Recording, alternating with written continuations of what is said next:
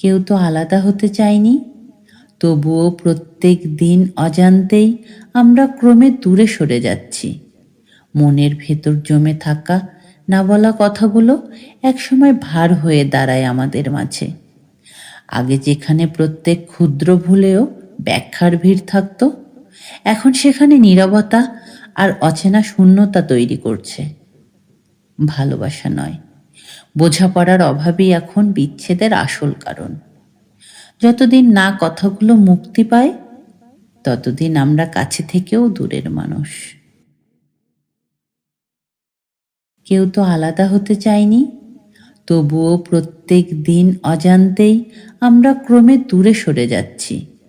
মনের ভেতর জমে থাকা না বলা কথাগুলো একসময় ভার হয়ে দাঁড়ায় আমাদের মাঝে।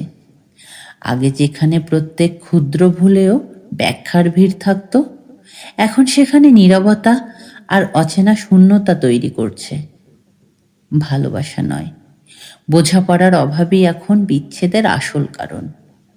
যতদিন না কথাগুলো মুক্তি পায়, ততদিন আমরা কাছে থেকেও দূরের মানুষ।